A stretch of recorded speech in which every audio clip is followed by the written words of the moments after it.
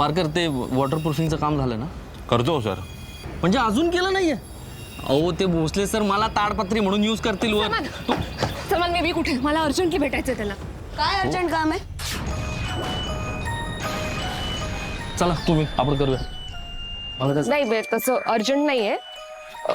Personal बोलायचं होतं जरा. विजयशी कशाबद्दल?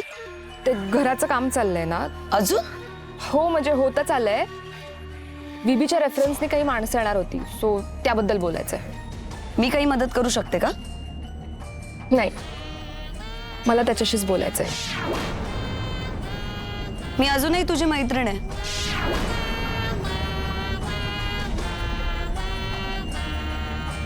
म्हणजे मी तरी मानते. तूही नको विसरूस.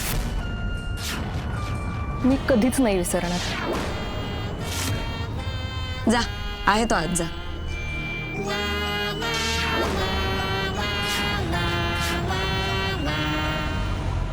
ठीक आहे पंत, मी येतो.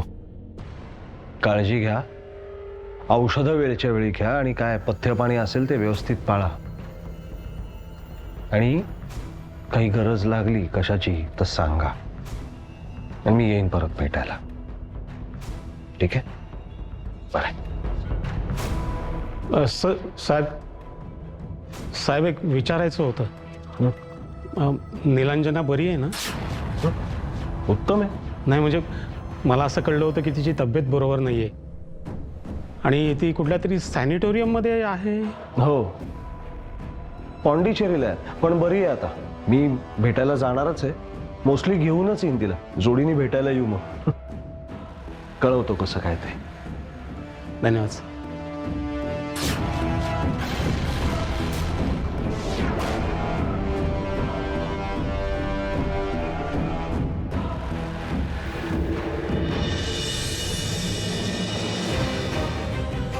बीबी. झालं काम झालं? हो, बीबी एक मिनिट इकडे. ती बाहेरच आहे. काय झालं? अनुजा? हो. मी आता तुला जे काय सांगणार आहे त्याने मी खूप डिस्टर्ब झाली आहे. आय डिड नॉट एक्सपेक्ट दिस. बीबी, तू मला अनुजाचं लोकेशन ट्रेस करायला सांगितलं होतं मगर जायच्या 3 दिवस आधी आणि 3 दिवस नंतर, राईट? मी तसं केलं. पहिले 2 दिवस it was normal. I mean Anuja आणि मगर एकत्रच काम करतात, त्यामुळे त्यांचं लोकेशन सिमिलर असणं इज व्हेरी नॉर्मल, राईट? पण तिसऱ्या दिवशी, ज्या दिवशी मगर गेला त्या दिवशी त्याचं लोकेशन आधी आपल्याला पालघरला दिसलं. तो तिकडे का गेला होता त्याचं कारण आपल्याला कळलं नाही. आपण खूप शोधायचा प्रयत्न केला, but we didn't know the answer. त्यानंतर तो शिळफाट्याला गेला. तिथेही तो का गेला होता ते आपल्याला कळलं नाही. देन वी कन्सिडर्ड की it might not be official, right? बीबी, ज्या वेळेला मगर पालघरला होता त्यावेळी अनुजाचंही लोकेशन पालघरमध्येच होतं. अनुजा पालघरला होती? मगरचा फोन स्विच ऑफ होण्याच्या अर्धा 1 तास आधी जिथे जिथे मगर होता तिथे तिथे अनुजा होती. आणि हे तिने आपल्याला सांगितलं नाही का?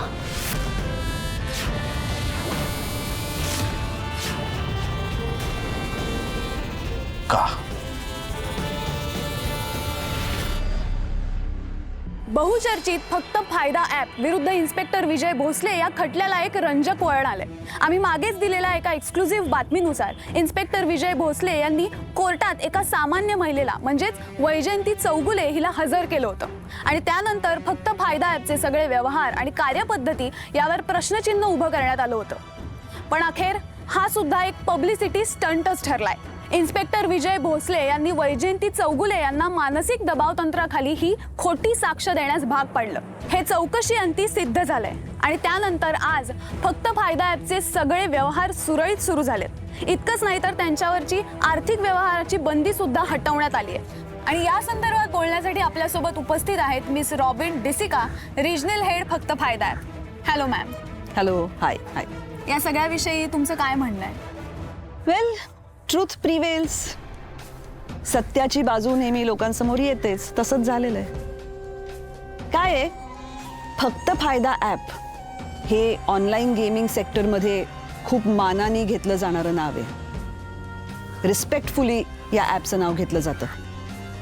त्यामुळे अशी काही माणसं आहेत की जी लुझर्स आहेत, डिससॅटिस्फाईड सोल्स आहेत, ज्यांनी आयुष्यात फारसं काही केलेलं नाही आहे, पण त्यांच्या मागे एक मोठी यंत्रणा आहे, एक मोठं डिपार्टमेंट आहे. तर ते न्यूसन्स क्रिएट करण्याचा प्रयत्न करत असतात. आपण लक्ष नाही द्यायचं अशांकडे. Right ma'am.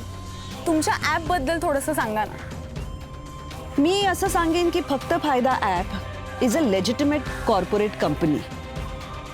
ते काय असं कोणीतरी टाइमपास म्हणून सुरू केलेलं ॲप नाही आहे. ही एक मोठी कंपनी आहे. जगभरातली माणसं ते गेम्स खेळत असतात, त्यातून जिंकत असतात. त्यांनी खेळत राहावं, जिंकत राहावं. हे जे काही असे मध्ये मध्ये कोणीतरी प्रोपगंडा करत असतात त्यांच्याकडे लक्ष देऊ नये. कारण ज्या अर्थी जगभर लोक खेळत आहेत त्या अर्थी आमची फायनान्शियल ट्रान्झॅक्शन्स तेवढी ट्रान्सपरंट आहेत. त्यामुळे लोकांनी ह्या गोष्टींकडे लक्ष देऊ नये असंच मी परत म्हणेन. मॅडम, आणि वैजयंती चौगुले यांचा मृत्यू. Well, that's very unfortunate. That's all I can say about it. मला याहून जास्त काहीच नाही बोलायचं. No comments. Okay, thank you ma'am. Thank you. Thank you. Unfortunate, अतिशय नेमकी अशी प्रतिक्रिया मिस रॉबिन डिसिका यांनी दिली आहे.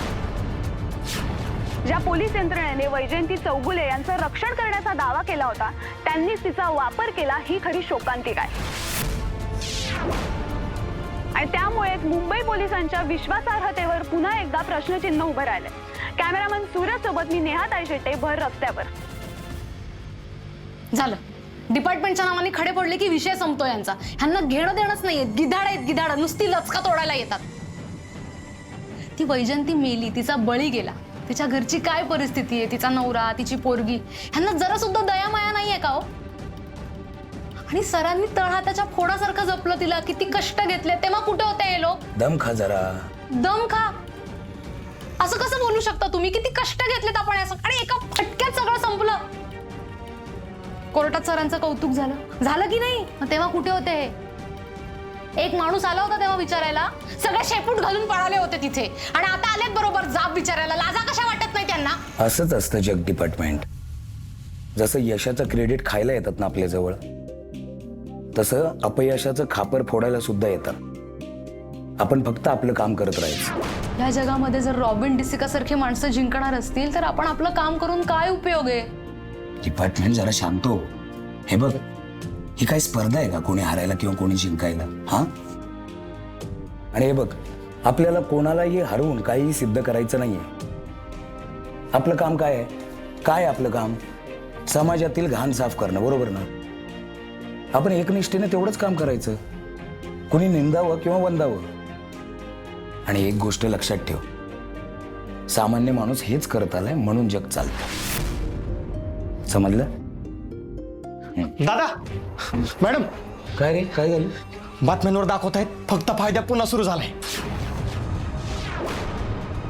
मग आता करायचे का पुन्हा खायला सुरुवात?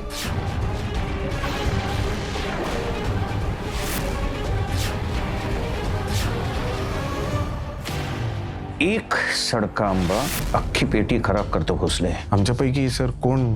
एसीपी अनुजा हवालदार.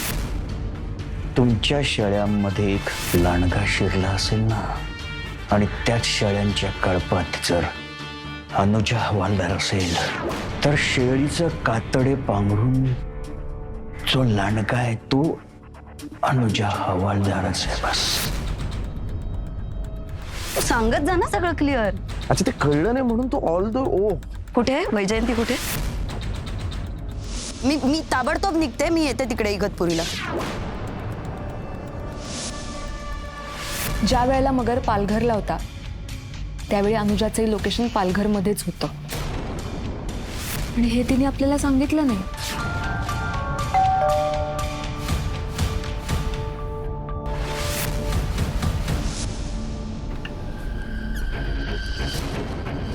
हाय.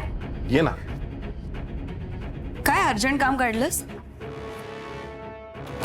काकू नाही आहेत घरात? नाही, बाहेर गेली आहे. पण काम काय काढलंस? फोनवर पण सांगितलं नाहीस, डायरेक्ट घरीच बोलावलंस. काही प्रॉब्लेम झालाय का? खरं तर प्रॉब्लेम सॉल्व्ह झालाय किंवा होईल. It was making me uncomfortable. Obviously.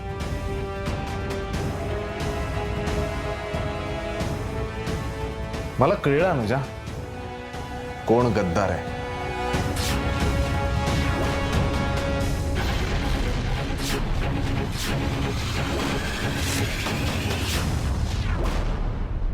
हे काय भलतंच घडलं ना सोगलेंच्या घरी. हो, तिच्या आणि तिच्या लवराचे वारंवार वाजायचंच. तू काय कामधंदा करत नव्हता ना, तिच्याच जीवावर जगत होता. कंटाळली होती बिचारी, काय करणार, गेली हात धरून कोणाचा. जाऊ दे ना, आपल्याला काय करायचंय.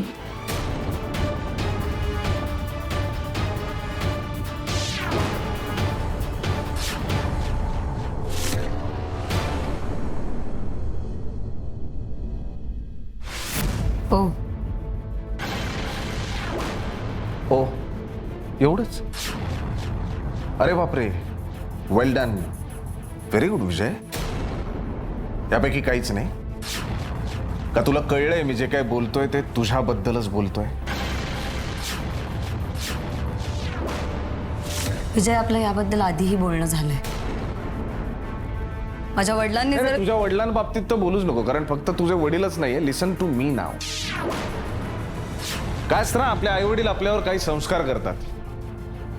जसं की हा राजेश माझा बाप. राजेशने सुद्धा माझ्यावर खूप संस्कार केले. मला तो कायम म्हणायचा की चिकू लक्षात ठेव, या जगामध्ये ना फक्त चांगली माणसं असतात. माणूस चुका करतो, पण ते का करतो? कारण त्याच्यावर तशी परिस्थिती येते म्हणून चुका होतात. माणूस कधीच वाईट नसतो, माणूस चांगलाच असतो. आणि बघ ना, माझ्या वागण्यामधून तुला हे जाणवत असेल, या सगळ्याचा माझ्या व्यवसायावर परिणाम होतो. मला पण अडचणी येतात, पण मुद्दा काय ना, हे सगळं माझ्यासारख्या लोकांच्या बाबतीत होतं, तुझ्यासारख्या लोकांच्या बाबतीत नाही, ज्यांना काही फरकच पडत नाही तत्व वगैरे या गोष्टींची.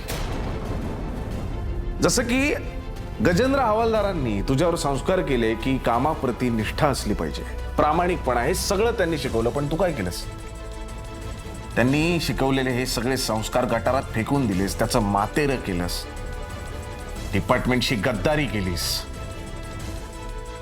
नाही, माणूस म्हणून माझं तुझ्याबद्दल खरं तर काहीच मत नाही, म्हणजे कधी काही नव्हतंच. काय आपण एकत्र काम करायचो, मैत्री वगैरे मी कधी मानलीच नाही तुझ्याबरोबर तर ना. पण आज मला खात्री पटली की एक पोलीस ऑफिसर म्हणून तू नीच आहेस.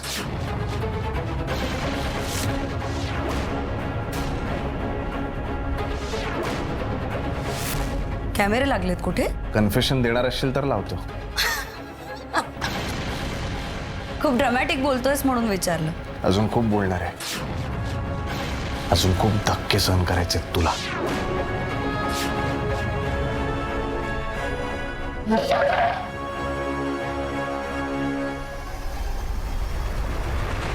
आवडतोय मला हा कॉन्फिडन्स, कारण जनरली हा अट्टल गुन्हेगारांमध्ये असतो ना, बघतो आपण. गजेंद्र हवालदारांनी मला सांगितलं की अरे, तुमच्या शेळ्यांच्या त्या कळपामध्ये एक लांडगा आहे आणि तो लांडगा म्हणजे माझी मुलगी.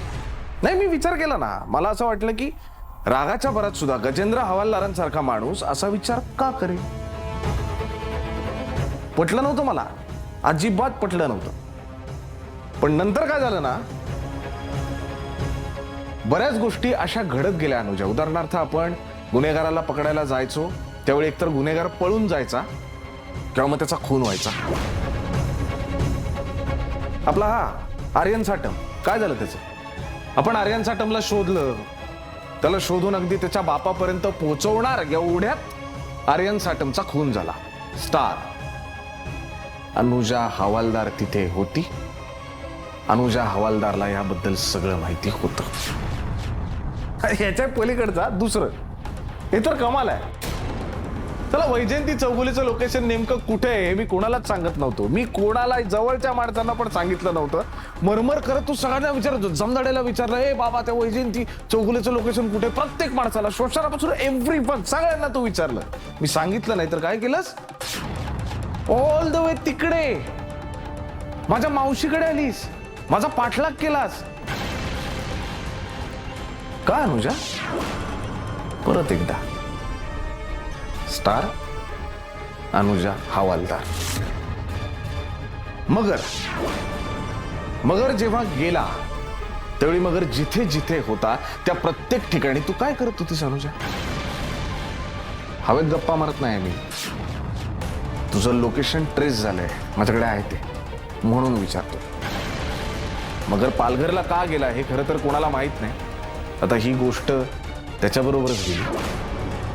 पण अनुजा हवालदार, तुम्ही पालघरला काय करत होता ह्या प्रश्नाचं उत्तर मला हवंय. आणि गंमत म्हणून सांगू, चेरी ऑन द केक, वैजयंती चौगुलेचं इगतपुरीचं लोकेशन हे मी कोणालाच सांगितलं नव्हतं. हे तुला कसं कळलं? बरं, मी विचारलं पण नाही. तुला सांगण्याचा तर मुद्दाच येत नाही. विचारलंय नाही, तू स्वतःहून मला विचारलं की अरे हा मी येते, इगतपुरीला येते, असं का सांगितलंस मला? कसं कळलं तुला ते लोकेशन? माझ्या जवळच्या 3 ते 4 माणसांना, फक्त जवळच्या 3 ते 4 माणसांना मी सांगितलं होतं. मग हे लोकेशन तुला कसं कळलं? काय गंमत आहे बघ अनुजा हवालदार. आम्ही इथे रक्ताचं पाणी करतोय, एक एक तुकडा शोधून काढतोय, तो जुळवायचा प्रयत्न करतोय, त्यात आम्हाला यश येत नाही. मग आम्ही फ्रस्ट्रेट होतो, आम्हाला आमचंच गिल्ट येतं, आम्ही आमची माणसं गमावतो, आम्हाला या गोष्टीचा त्रास होतो. पण आता मला कळलं की आमच्या जहाजाला भोग ज्या उंदराच्या कुरतडण्यामुळे पडलाय ना, तो उंदीर हाय हा अनुजा हवालदार. मला माझ्या सगळ्या प्रश्नांची उत्तरं पाहिजे आज आणि आत्ता. बोल. खेळायचं आता त्या फक्त फायदा ॲपवर परत एकदा खेळायचं. बघितलं डिपार्टमेंट, हेच कधीपासून सांगण्याचा प्रयत्न करतोय. जगात कितीही कलकलाट असो, आपण विचलित व्हायचं नाही. आपल्या हातात जे काम दिले ना ते करत राहायचं. पण त्यात जीवाला धोका आहे. बऱ्याच वेळेला अनुभव आलाय आपल्याला. अगं कसला आलाय जीवाला धोका? आणि जर साहेबांच्या मदतीला हा जीव आला नाही ना तर त्याचा काय उपयोग? अगं या पोराकडे बघ ना, काय वय असेल याचं? ह्याच्याकडून काहीतरी नव्याने शिकण्यासारखं आहे. तू भीड पोरा, परत एकदा ओपन मध्ये गेमच करून टाकू त्यांचा. आता फक्त काठावर बसून गंमत नाही बघायची, डायरेक्ट नदीमध्ये उडी मारायची आणि तळ गाठायचा. जगलो तरी आपल्या जीवावर आणि मेलो तरी आपल्या जीवावर. ते फक्त फायद्याच्या लंकेत घुसायचं आणि त्याची राख करूनच बाहेर पडायचं.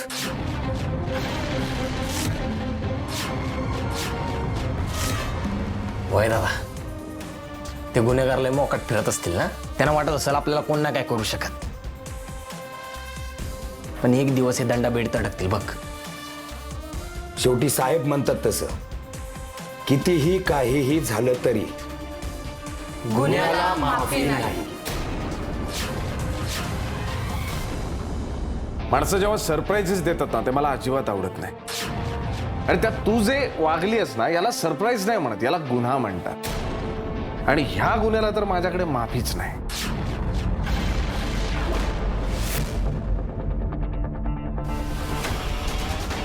कशी असेल? तुझ्या लेखी मी एक गुन्हेगारी म्हटल्यावर विषयच संपला ना. विक्टिम कार्ड वगैरे प्ले करते रे. नाही नाही नाही नाही नाही, काही कार्ड वगैरे प्ले करत नाहीये. उलट तू मला सरप्राईज केलंयस असं मूर्खासारखं वागून. इन्स्पेक्टर विजय भोसले, ग्रेट परफॉर्मन्स. आता तुम्ही जे काही सादर केलं, आय एम इम्प्रेस्ड. पण पुरावा काय? माझा फोन पालघरला सापडला हा. तुझ्या मागावर मी तुझ्या मावशीच्या घरापर्यंत पोहोचले हा. माझ्या तोंडून इगतपुरी हा शब्द निघाला हा. यापैकी कशाच्या जोरावर तू मला गद्दार म्हणून सिद्ध करणार आहेस कोर्टात? तूच मला सांग. तुझ्या या सगळ्या फडतूस प्रश्नांची फार चोख उत्तर आहेत माझ्याकडे, पण ती द्यायला मी बांधील नाही, कारण डोक्यात गेलायस तू माझ्या. तुझ्या डोक्यात तुला जे काही ठेवायचंय ते ठेव. I don't care. नाही हवालदार मॅडम, असा अर्धवट विषय सोडून जाऊ शकत नाही तुम्ही. आणि मान्यच आहे ना, माझ्याकडे पुरावे नाहीयेत हे न कळण्यात का मूर्ख मी नाहीये. पण तुम्ही उत्तर देत नाहीये हे पण खरं आहे ना. असेल ना तर द्या सगळ्या प्रश्नांची उत्तरं. दे ना, माझे सगळे मुद्दे खोडून काढ, विषय संपला.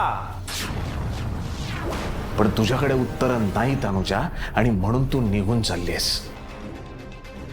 तुला कधीच कोणाचीच पडली नाही.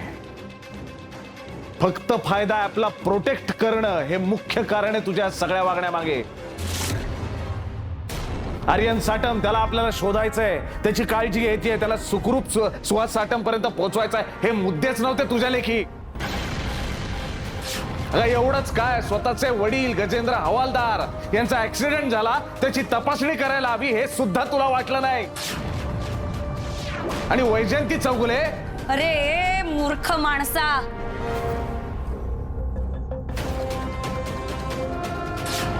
तुझ्याशी बोलण्याआधी माझं भारदे मॅडमशी बोलणं झालं. त्यांनी मला सांगितलं की तुला वैजयंतीचं लोकेशन इगतपुरीला हे कळलं. तू हे त्यांना सांगितलंस असं त्या म्हणाल्या, सांगितलंस ना? मॅडम, वैजयंती चौगुलेचं लोकेशन कळलंय आम्हाला. तिला उचलायला चाललोय. कुठे? इगतपुरी.